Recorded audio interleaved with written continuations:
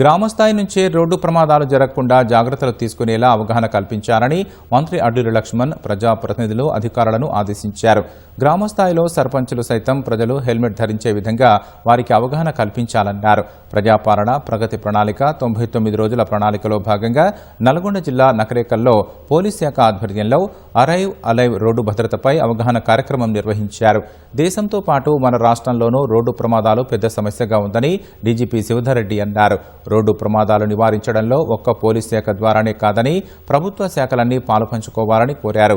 నిజామాబాద్లో జరిగిన arrive alive కార్యక్రమాన్ని జెండా ఊపి ప్రారంభించిన రవాణా శాఖ మంత్రి పొన్నం ప్రభాకర్ ప్రజలందరూ రోడ్డు భద్రతా నియమాలు పాటించి ప్రమాదాలను నివారించాలని సూచించారు. ఎవరైనా మోటార్ సైకిల్ మీద వస్తే హెల్మెట్ లేకుండా రాకుండా ఉండే విధంగా ఆ గ్రామ పంచాయతీ తీర్మానం చేసి మా డీజీపీ గారికి ఇవ్వడం జరిగింది. మరి అది కూడా 100% గ్రామ ప్రజలు అమలు చేయాలి, ఆ విధంగా సేఫ్టీ పరంగా ఉండాలని చెప్పేసి మనవి చేస్తూ హెల్మెట్ గానీ సీట్ బెల్ట్ గానీ ఎవరు కూడా పెట్టుకోకుండా డ్రైవింగ్ సీట్ లో కూర్చోవద్దని చెప్పేసి మనవి చేస్తూ హెల్మెట్ పరంగా ప్రతి వాళ్ళు కూడా హెల్మెట్ డ్రైవింగ్ చేసే వారు కాకుండా వెనుక వాళ్ళు ఉన్నవారు కూడా హెల్మెట్ పెట్టుకోవాలని చెప్పేసి సూచన చేయడం జరిగింది.